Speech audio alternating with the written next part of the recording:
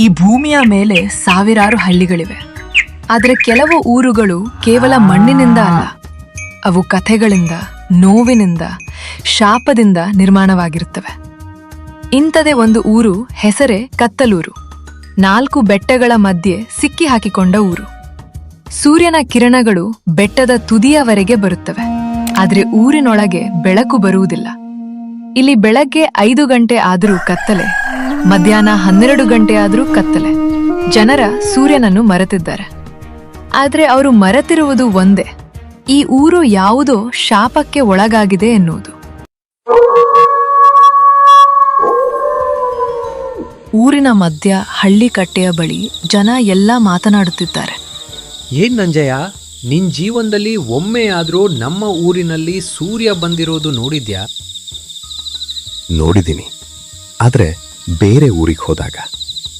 ನಮ್ಮೂರಲ್ಲಿ ಸೂರ್ಯ ಬರೋದು ಅಂದ್ರೆ ದೇವ್ರೇ ಇಳಿದಿದ್ದು ಬರಬೇಕು. ಅಯ್ಯೋ ದೇವ್ರೆ, ನಮ್ಮ ಮಕ್ಕಳು ಸೂರ್ಯನನ್ನ ಬರೀ ಚಿತ್ರದಲ್ಲೇ ನೋಡೋದಾಯ್ತು. ಅದ್ ಯಾವಾಗ ನಮ್ಮೂರಿಗೆ ಬರೋದು? ನಮ್ಮಜ್ಜಿ ಹೇಳ್ತಿದ್ರು ಈ ಊರಿಗೆ ಬಂದು ಹಳೆಯ ಶಾಪ ಇದೆ ಅಂತ. ಹೌದಾ? ನಮಗ್ ವಿಷಯನೇ ಗೊತ್ತಿಲ್ಲ. ಏನು ಶಾಪ? ಏನು ಅದ್ರ ಕತೆ? ಸೂರ್ಯನಿಗೆ ಮಾಡಿದ ಅಪಮಾನ. ಏನು ಸೂರ್ಯನಿಗೆ ಅವಮಾನನ? ಯಾರು ಮಾಡಿದ್ದು? ಕತ್ತಲೂರಿನ ಕತ್ತಲೆ ಇಂದು ಹುಟ್ಟಿದದಲ್ಲ, ಅದು ಶತಮಾನಗಳ ಹಿಂದೆ ಆರಂಭವಾದ ಕತೆ. ಒಂದಾನೊಂದು ಕಾಲದಲ್ಲಿ ಈ ಊರು ಬೆಳಕಿನಿಂದ ತುಂಬಿತ್ತು. ಸಮೃದ್ಧ ಬೆಳೆ, ಸಂತೋಷವಾಗಿ ಬದುಕುತ್ತಿದ್ದ ಜನಗಳು. ಆದ್ರೆ ಅಲ್ಲಿ ಒಬ್ಬ ಅಹಂಕಾರಿ ಇದ್ದ. ಅವನು ಯಾವಾಗಲೂ ಸೂರ್ಯದೇವನನ್ನು ಅವಮಾನಿಸುತ್ತಿದ್ದ. ಬಾಯಿಗೆ ಬಂದ ಹಾಗೆ ಬೈದ ಅವನೇ ಆ ಊರಿನ ಶೂರ ನಾಯಕ.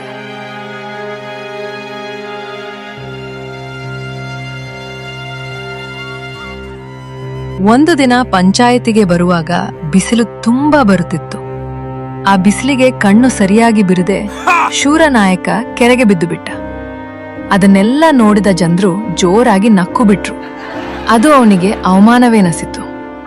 ಆಗ ಅವನು ಇದಕ್ಕೆಲ್ಲ ಸೂರ್ಯನೇ ಕಾರಣ ಎಂದು ಕೋಪಗೊಂಡು,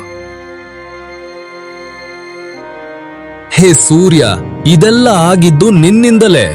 ನನಗೆ ನಿನ್ನ ಅವಶ್ಯಕತೆ ಇಲ್ಲ, ನಮ್ಮೂರಿಗೂ ನಿನ್ನ ಅವಶ್ಯಕತೆ ಇಲ್ಲ. ನೀನ್ ಯಾವಾಗ್ಲೂ ಹೀಗೆ ಸುಡುತ್ತಿದ್ದರೆ ನಿನ್ನ ಬಳಿ ಯಾರಿರುವುದಿಲ್ಲ, ನಿನ್ನನ್ನು ಯಾರು ಪೂಜಿಸುವುದಿಲ್ಲ. ಹೋಗು, ನಮ್ಮೂರಿಗೆ ಬರ್ಬೇಡ. ಇದೇ ರೀತಿ ಎಷ್ಟು ಜನ ಬೀಳುತ್ತಾರೋ ನಿನ್ನಿಂದ ಎಂದು ಹೇಳಿದ ತಕ್ಷಣ ಜನರೆಲ್ಲ ಗಾಬರಿಯಿಂದ ನೋಡುತ್ತಾ ನಿಂತರು. ಆಗ ಸೂರ್ಯದೇವ ಕೋಪದಿಂದ ಹೇಳುತ್ತಾರೆ, ನೀನು ನನ್ನನ್ನೇ ಅವಮಾನಿಸಿದ್ದೀಯಾ? ಬೆಳಕು ಇಲ್ಲದೆ ಜೀವನ ಮಾಡುವುದು ಎಷ್ಟು ಕಷ್ಟ ಎಂದು ನಿನಗೆ ತಿಳಿಸುತ್ತೇನೆ. ನಿಮ್ಮ ಊರು ಬೆಳಕನ್ನೇ ಕಾಣೋದಿಲ್ಲ. ನಾನು ನಿಮಗೆ ಇದು ಕೊಡುತ್ತಿರುವ ಶಾಪ. ನಾನಿಲ್ಲದೆ ನೀವು ಎಷ್ಟು ಕಷ್ಟಪಡುತ್ತೀರಾ ನೋಡಿ. ನೀವೇ ಬಂದು ನನ್ನ ಬಳಿ ಬೇಡಬೇಕು ಅಂದಿನವರೆಗೂ ನಾನು ನಿಮ್ಮ ಊರಿಗೆ ಬೆಳಕು ಕೊಡುವುದಿಲ್ಲ. ನಿನ್ನಂತ ದುರಹಂಕಾರಿ ನಾಯಕನಿಂದ ನಿಮ್ಮ ಊರಿಗೆ ಮತ್ತು ಊರಿನ ಜನಕ್ಕೆ ಕಷ್ಟ ಬರುವ ಹಾಗೆ ಆಯಿತು ಎಂದು ಹೇಳಿದ ತಕ್ಷಣ ಬೆಳಕು ಇದ್ದ ಊರು ಕತ್ತಲೆಯಾಯಿತು. ಆ ದಿನದಿಂದ ಕತ್ತಲೂರು ನಿಜವಾಗಿಯೂ ಕತ್ತಲೂರಾಗಿ ಉರಿದು ಬಿಟ್ಟಿತ್ತು.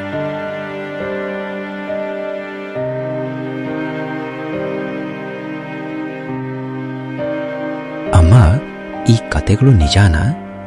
ನಮ್ಮೂರಿಗೆ ಯಾವುದಾದ್ರೂ ಶಾಪ ಇದೆಯಾ? ನಾನಿವತ್ತು ಮಲ್ಲಯ್ಯ ಅವರೆಲ್ಲ ಮಾತಾಡೋದು ಕೇಳಿಸ್ಕೊಂಡೆ. ಅದಕ್ಕೆ ಇಷ್ಟು ವರ್ಷದಿಂದ ನಮ್ಮೂರಿಗೆ ಸೂರ್ಯ ಬರ್ತಿಲ್ವಂತೆ, ನಿಜಾನಾ? ನಿಜವೋ ಸುಳ್ಳೋ ಗೊತ್ತಿಲ್ಲ ಮಗ. ಆದ್ರೆ ನಮ್ಮ ಬದುಕು ಕತ್ತಲೆ ಅನ್ನೋದು ಸತ್ಯ. ನಾವು ನಮ್ಮ ಜೀವನವನ್ನ ಈ ಕತ್ತಲೆ ಊರಲ್ಲೇ ಕಳೀಬೇಕು ಅನ್ನೋದೇ ಸತ್ಯ. ಬೆಳಕಿಲ್ದೆ ನರಳಬೇಕು. ಬೇರೆ ಊರಿಗೆ ಹೋಗೋಕ್ಕೂ ಆಗದೆ, ಇದೇ ಊರಲ್ಲಿ ಇರೋಕ್ಕೂ ಆಗದೆ ಸಾಯ್ಬೇಕು. ಅದೇ ನಮ್ಮ ಪರಿಸ್ಥಿತಿ. ಶಾಪ ಇದ್ದರೆ ನಾವು ಅದನ್ನು ಕಳೆಯಬೇಕು ಅಮ್ಮ. ನಾವು ಸುಮ್ಮನೆ ಕತ್ತಲಲ್ಲೇ ಹುಟ್ಟಿ ಕತ್ತಲಲ್ಲೇ ಸಾಯಬಾರದು. ನಾವು ನಮ್ಮ ಕೈಲಾದ ಪ್ರಯತ್ನ ಮಾಡಬೇಕು. ಶಾಪ ವಿಮೋಚನೆಗೆ ಏನಾದರೂ ಪರಿಹಾರ ಇದ್ದರೆ ಹುಡುಕಬೇಕು. ಯಾರೋ ಮಾಡಿದ ತಪ್ಪಿಗೆ ನಾವು ಪಶ್ಚಾತ್ತಾಪ ಪಡುವುದು ಎಷ್ಟು ಸರಿ? ಹೌದು ಮಗನೇ, ನಮ್ ಕಾಲ ಹೇಗೋ ಕತ್ತಲಲ್ಲೇ ಮುಳುಗೋಯ್ತು. ನಿಮ್ ಜೀವನದಲ್ಲಾದ್ರೂ ಬೆಳಕ್ ಕಾಣಲಿ, ನೀವು ಬೆಳಕ್ ನೋಡೋ ಹಾಗಾಗ್ಲಿ. ಬೇರೆ ಊರಿಗೆ ಹೋಗ್ತಿರುವ ಜನ ಇದೇ ಊರ್ನಲ್ಲಿ ಇರುವಂತಾಗ್ಲಿ ತಾಗ್ಲಿ. ಪರಮೇಶನ ಮಾತುಗಳಲ್ಲಿ ಹಠ ಇತ್ತು, ಕಣ್ಣಲ್ಲಿ ಭಯ ಇರಲಿಲ್ಲ.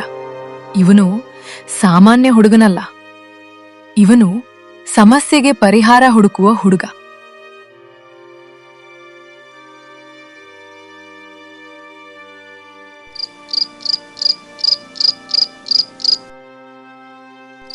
ಇದನ್ನೆಲ್ಲ ಯೋಚಿಸಿದ ಪರಮೇಶ ಊರಿನ ದೇವಾಲಯಕ್ಕೆ ಹೋಗ್ತಾನೆ. ಅಲ್ಲಿ ಪೂಜಾರಿಯ ಬಳಿ ಕೇಳಿದ್ರೆ ಏನಾದರೂ ಉತ್ತರ ಸಿಗಬಹುದು ಎಂದು.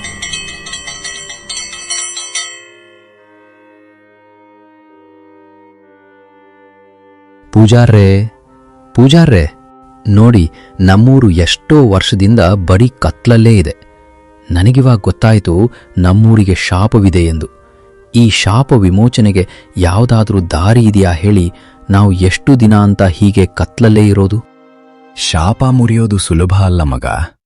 ಸೂರ್ಯದೇವರಿಗೆ ಪಶ್ಚಾತ್ತಾಪ ಬೇಕು ಮತ್ತು ತ್ಯಾಗ ಮಾಡಬೇಕು. ನಾವು ಮಾಡದೇ ಇರೋ ತಪ್ಪಿಗೆ ಕಷ್ಟ ಅನುಭವಿಸುವ ಹಾಗಿದೆ. ತ್ಯಾಗ ಮಾಡೋದು ಯಾರು ಸಿದ್ಧರಾಗಿಲ್ಲ. ಯಾವ ತ್ಯಾಗ? ಏನ್ ಮಾಡಬೇಕು ಹೇಳಿ? ಎಲ್ಲದಕ್ಕೂ ನಾನು ತಯಾರಿದ್ದೇನೆ. ಯಾರಾದ್ರೊಬ್ನು ಈ ಊರಿಗಾಗಿ ತನ್ನ ಆಸೆಯನ್ನು ಬಲಿ ಕೊಡಬೇಕು. ಹಾಗೆ ಕೊಟ್ರೆ ಬಹುಶಃ ಸೂರ್ಯದೇವನಿಗೆ ಕರುಣೆ ಬರಬಹುದು. ಆದರೆ ಅದು ಕೊಡುವವರು ಬೇಕಲ್ಲವೇ? ಎಲ್ಲರಿಗೂ ಅವರವರ ಜೀವನ ಮುಖ್ಯ. ಅವರೇಕೆ ತನ್ನ ಜೀವನದ ಆಸೆಗಳನ್ನು ಬಲಿ ಕೊಡ್ತಾರೆ? ನಾನು ಹೊರ ಹೋಗ್ಬೇಕು ಅಂತ ಕನಸ್ಕಂಡಿದ್ದೆ, ಬೆಳಕಿನ ಊರಿಗೆ ಹೋಗ್ಬೇಕು ಅಂತ. ಅಲ್ಲಿ ಹೋಗಿ ಒಳ್ಳೆ ಕೆಲಸ ತಗೊಂಡು ದುಡಿಬೇಕು ಅಂತಂತ ಆಸೆ. ಆದರೆ ನನ್ನೂರು ಇನ್ನೂ ಕತ್ತಲಲ್ಲಿ ಇದ್ರೆ ನಾನು ಬದುಕಿದ್ದು ಏನು ಪ್ರಯೋಜನ? ನನ್ನ ಊರಿಗಾಗಿ ನಾನೇ ನನ್ನ ಆಸೆಯನ್ನು ತ್ಯಾಗ ಮಾಡಬೇಕು. ಇಲ್ಲಿ ಮಿರರ್ ಇರಲಿಲ್ಲ, ಇಲ್ಲಿ ಯಂತ್ರ ಇರಲಿಲ್ಲ. ಇಲ್ಲಿ ಇದ್ದದ್ದು ಒಂದೇ, ಒಬ್ಬ ಹುಡುಗನ ನಿರ್ಧಾರ.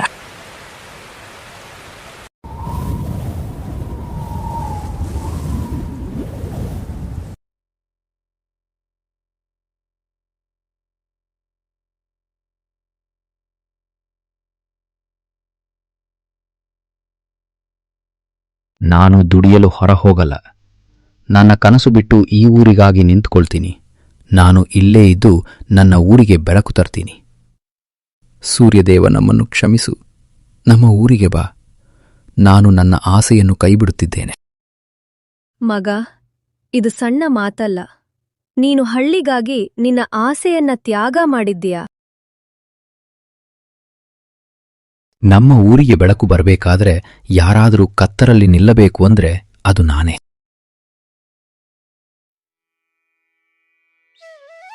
ಎಂದು ಹೇಳಿದ ತಕ್ಷಣ ಜನರೆಲ್ಲರೂ ಮಂಡಿ ಊರಿ ಬೀಡಿಕೊಂಡು ಸೂರ್ಯನನ್ನು ನೋಡುತ್ತಾ ಪ್ರಾರ್ಥಿಸಿಕೊಳ್ಳುತ್ತಾ ಕುಳಿತರು.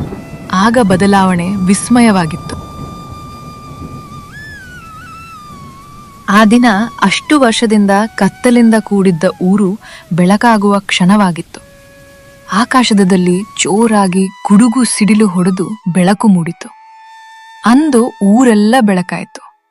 ಸೂರ್ಯ ಎಲ್ಲರ ಕಣ್ಣಿಗೂ ಕಾಣಿಸಿದ. ಅವನ ಕಿರಣ ಊರಿನ ಮೇಲೆ ಬೀಳುತ್ತೆ. ಆಗ ಸೂರ್ಯದೇವ ಹೇಳುತ್ತಾನೆ, ಮಗು, ನನಗೆ ನಿನ್ನ ಆಸೆಯನ್ನು ಬಿಡುವುದು ಇಷ್ಟ ಇಲ್ಲ. ಆದರೂ ನೀನು ಈ ಊರು ಬಿಟ್ಟು ಹೋಗಬೇಡ. ಇಲ್ಲೇ ಇದ್ದು ಒಳ್ಳೆ ಜೀವನ ಕಟ್ಟಿಕೋ. ಎಲ್ಲರೂ ಇನ್ನು ಸಂತೋಷದಿಂದಿರಿ. ನಾನು ಮರಳಿ ಬಂದಿದ್ದೇನೆ. ಅಮ್ಮ ಅಮ್ಮ, ಬೆಳಕು ಬೆಳಕು ಬಂದಿದೆ.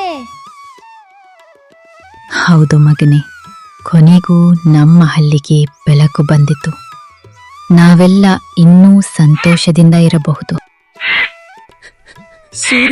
ಸೂರ್ಯ ಬಂದ ಪರಮೇಶ, ನೀನು ಕೊನೆಗೂ ನಮ್ಮ ಹಳ್ಳಿಗೆ ಬೆಳಕು ಬರೋ ಹಾಗೆ ಮಾಡಿಬಿಟ್ಟೆ. ಅದರಲ್ಲಿ ನನ್ನದೇನಿದೆ? ನಮ್ಮ ಹಳ್ಳಿಗೆ ಒಳ್ಳೆದಾಗಬೇಕು ಅನ್ನೋದೇ ನನ್ನ ಆಸೆ ಅಷ್ಟೇ. ನಾನ್ ಸಾಯೋಕ್ ಮುಂಚೆ ಬೆಳಕು ನೋಡ್ತೀನೋ ಇಲ್ವೋ ಅನ್ಕೊಂಡಿದ್ದೆ ಪರಮೇಶ. ಆದ್ರೆ ನೀನು ಕತ್ತಲು ಊರಿಗೆ ಬೆಳಕು ತಂದ್ಬಿಟ್ಟೆ. ನಾಳೆ ಪುಣ್ಯವಂತೆ ನಿನ್ನಂತ ಮಗನನ್ನು ಎತ್ತಿರೋದಕ್ಕೆ. ಸೂರ್ಯ ಬಂದನು. ಶಾಪ ಮುರಿದಿತ್ತು. ಸೂರ್ಯ ಅಲ್ಲ ಅದು, ಒಬ್ಬ ಮನುಷ್ಯನ ತ್ಯಾಗ, ನಂಬಿಕೆ ಮತ್ತು ಅವನ ಧೈರ್ಯ.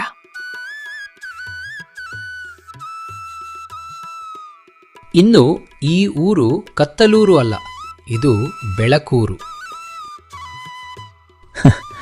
ಊರಿಗೆ ಬೆಳಕು ಬಂದಿದೆಯಲ್ಲ ಅಷ್ಟು ಸಾಕು. ನನಗೆ ಹೆಸರು ಬ್ಯಾಡ್ರಪ್ಪ. ಹೊರಗಿನ ಸೂರ್ಯ ಮರೆ ಮಾಚಬಹುದು, ಆದ್ರೆ ಒಳಗಿನ ಸೂರ್ಯ ಯಾವ ಶಾಪಕ್ಕೂ ಸೋಲುವುದಿಲ್ಲ.